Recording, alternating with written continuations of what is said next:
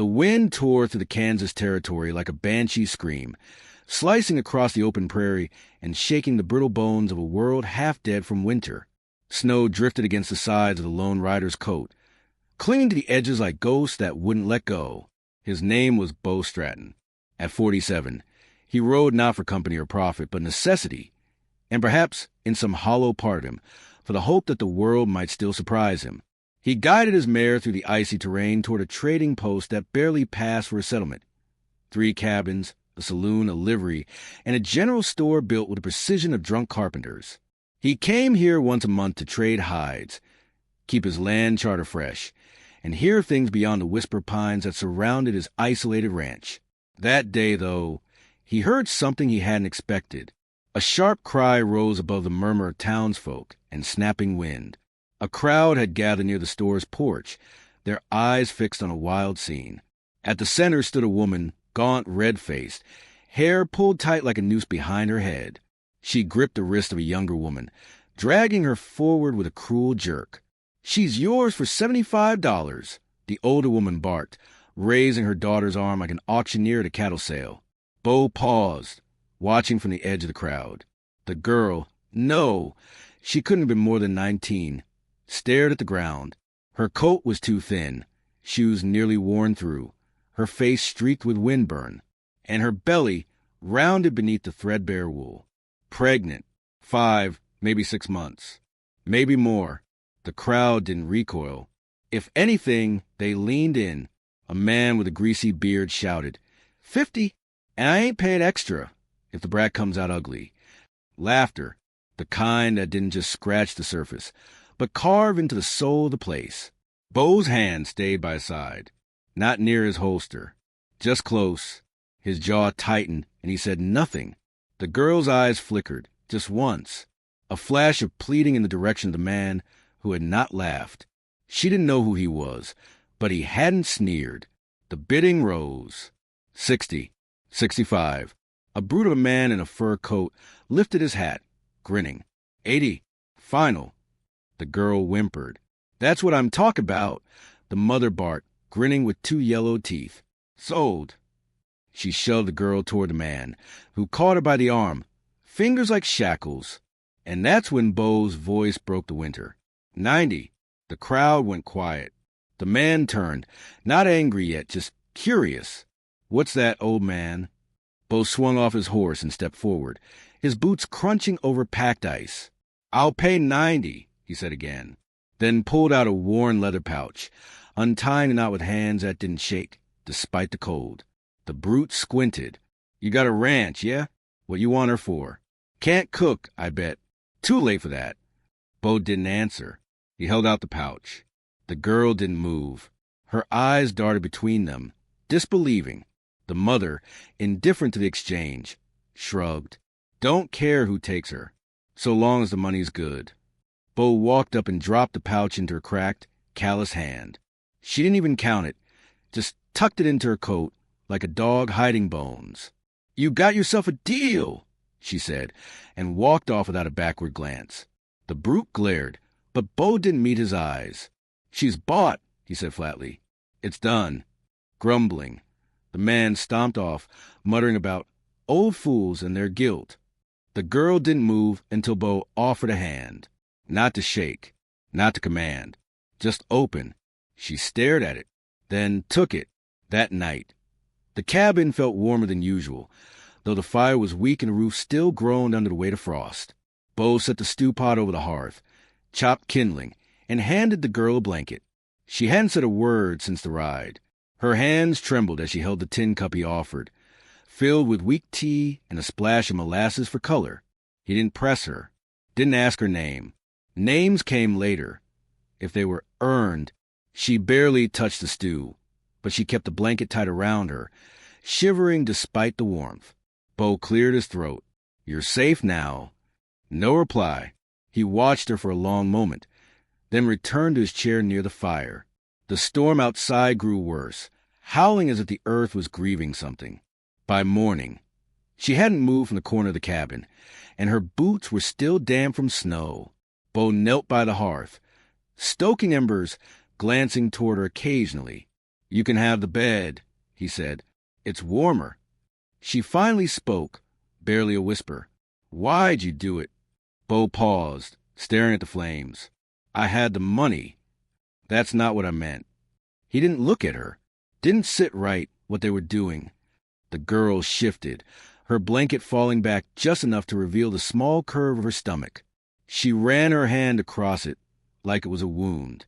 "My name's Emmeline," she said. Bo nodded. "Bo." She waited for more, but he said nothing else. Over the next few days, she moved slowly, like a doe unsure of the woods she'd wandered into. She helped stir the fire, watched as Bo chopped wood, and occasionally tended to the few hens that hadn't frozen. Her silence wasn't stubborn. It was survival. On the fourth night, she finally said more. "He left me," she whispered. "Said he was going west to find gold. Promised he'd come back. I was 16.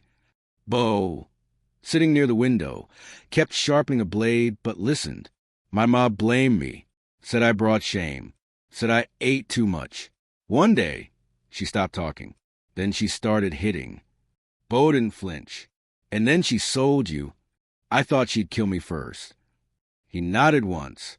People do strange things when they're scared. Or mean. She wrapped her arms around herself. "You don't ask for much. I don't need much. Why were you alone?" He set the knife down. "Lost my wife," he said. "Years back. We lived here.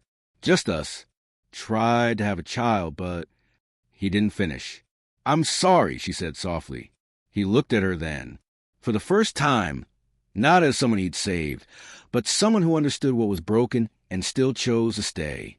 Emmeline stood, moving to the small table where he'd set fresh cornbread. She reached for a piece, hand steadier now. "You think I'll be able to keep her?" she asked quietly. Bo answered without hesitation. "We'll find a way." Something unspoken settled between them then. Not affection, not yet, but a beginning of trust, woven from quiet pain and mutual silence. Outside, the wind had died down. Inside, for the first time in years, the cabin didn't feel quite so empty.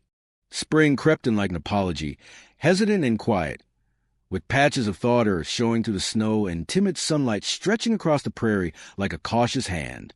Bo rose earlier these days, not because the chores had multiplied, but because the silence of mornings now held something expectant. Emmeline's presence had shifted the rhythm of the cabin. Where once only the creak of beams and crackle of fire filled the air, there was now soft humming as she swept the floors, the gentle murmur of her prayers as she knelt beside the stove, and the occasional laugh, faint, surprised, as if she'd forgotten she could still make such a sound. Her belly had grown, round and firm, visible beneath the apron she'd sewn herself from one of Bo's old flannel shirts.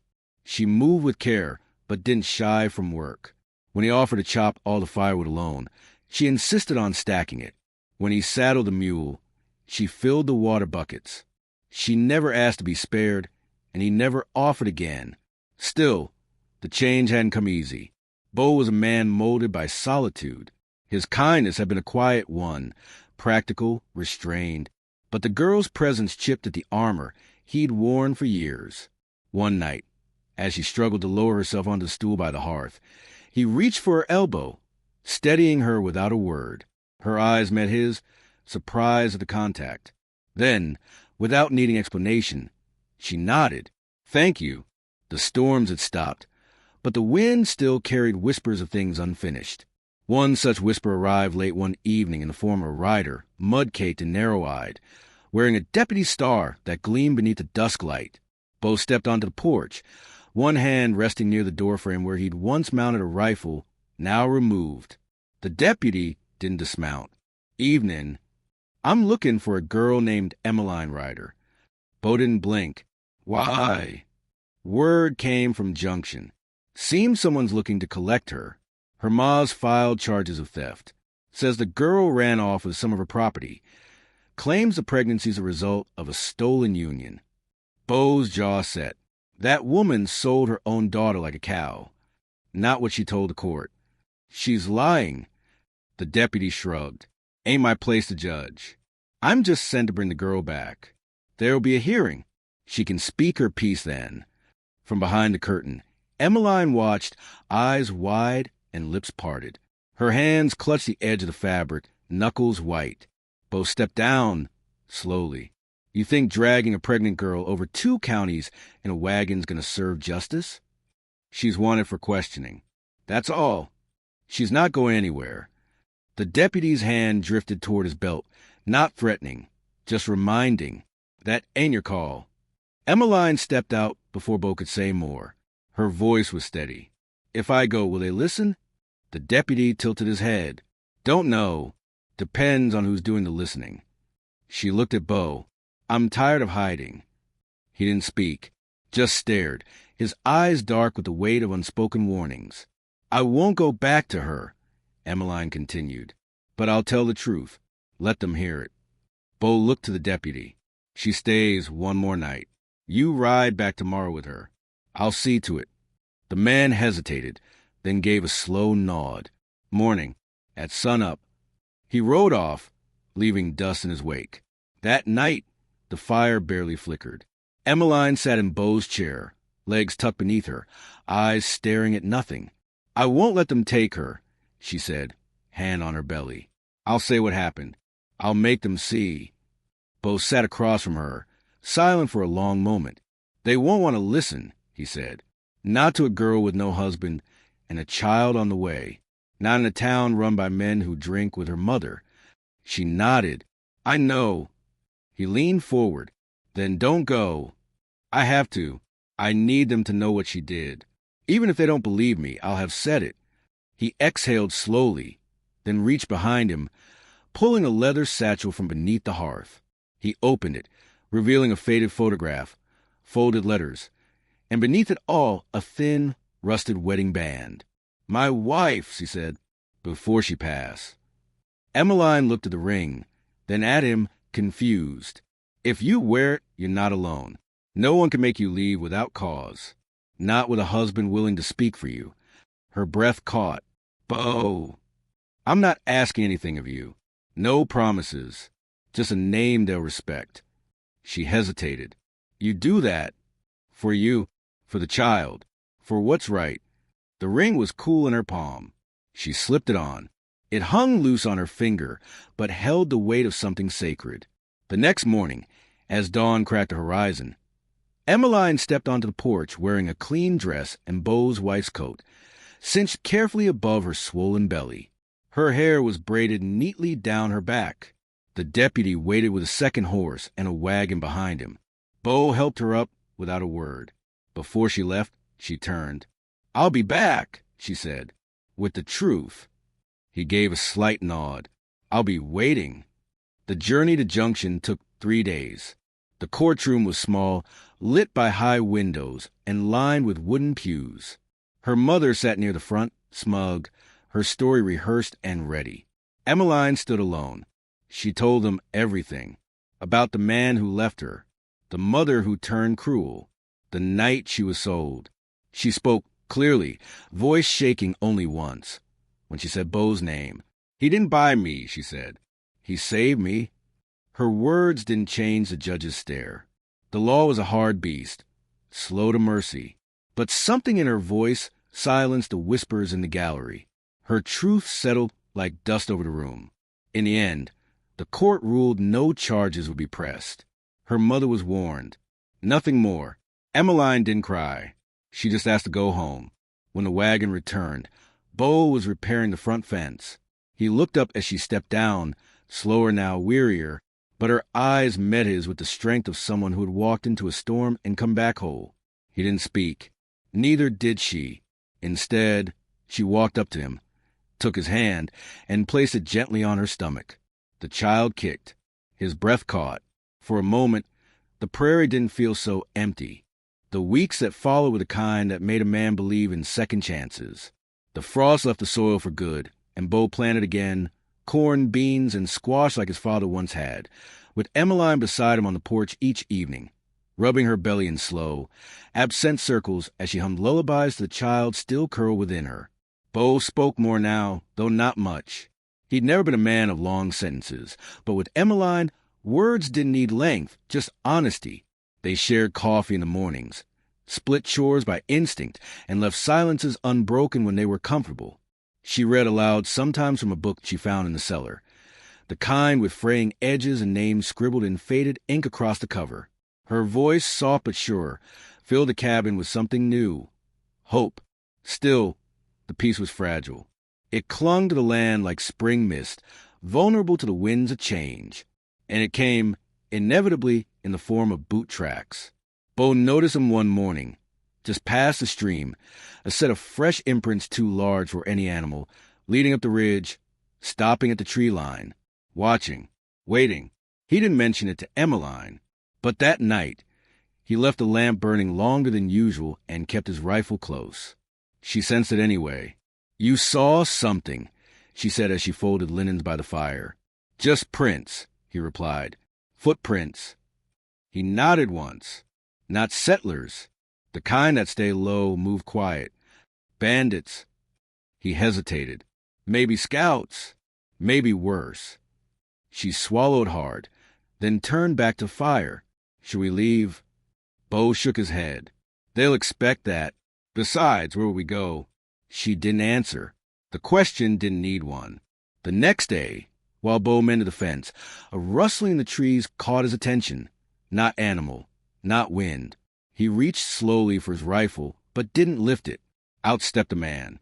Tall, lean, wrapped in deerskin and beads, with war paint faded across his cheeks and eyes like burned coal. A tomahawk hung from his hip. He carried no gun. Bo stiffened. "You're far from your land." The man didn't blink. "And you've built deep in mine." Bo lowered the rifle slightly. "We're not looking for trouble." "I know," the man said. "I've watched." The girl carries a child. Bo's shoulders tensed. "She's under my protection. I'm not here for blood." "Then what?" The man stepped forward, gaze steady. "I'm called Coda. The winds say your land will burn soon. Riders from the south, white men drunk on blood and gold, cross into these woods with fire and rope. They'll find your cabin." Bo looked away for a beat, jaw clenching. "Then tell me what to do." Coda tilted his head. "There's a cave, 3 days west, hidden behind stone and silence. My people use it when storms come. You can make it if you move fast." Bo glanced toward the house. "She's due any week now. Then you leave tomorrow." With that, Coda vanished into the trees like mist in morning sun. Bo returned inside with the weight of dread pressing on his chest. Emmeline saw it before he spoke. She sat beside him, quiet, hands resting on her belly. "They're coming," she said. He nodded. She didn't cry. "Then we run." By morning, they packed light, blankets, dried meat, the little water they had, and the rifle. Bo made a sled from old barn boards to help carry her when she tired. They traveled west, into the unknown, through thickets and ridges, with Coda's warning echoing in Bo's mind like thunder too far off to measure. On the second day, the sky grew angry. Rain lashed down like it had something to prove, turning paths into rivers and boots into sodden weights. Emmeline's contractions began at dusk. Bo knew the signs. He delivered foals, helped his neighbor's wife once years ago when no doctor would come. But this was different. This was a woman he'd learned to love in silence. This was a child born in the storm's teeth. They found shelter beneath a cluster of boulders that arched like a cave's mouth, just enough to block the rain. Bo lit a fire with trembling hands, then held her as her body wrenched in pain again and again. Her cries were sharp, primal, breaking through the storm like lightning. He whispered to her, pressing cloth to her forehead, gripping her hands so tightly he felt her bones shift. "I can't," she breathed between screams. "Yes, you can," he said, voice low and fierce. "You're the strongest soul I've ever known." She screamed again, once, long and jagged, and then the forest went quiet. A new sound followed, high-pitched, wet, angry. The sound of life demanding its place. Bo caught the baby in his coat, hands shaking, heart roaring louder than the storm. A girl. He wrapped her tightly and placed her on Emmeline's chest. She sobbed, not from pain now, but from wonder. They lay like that for a long while, mother and child, while Bo stoked the fire and stared out at the woods. daring anything come closer. The next morning, Coda appeared once more, silent as shadow. He looked at the child, then at Bo. "She carries your name?" Bo looked at Emmeline. She nodded. "She carries our name," he said.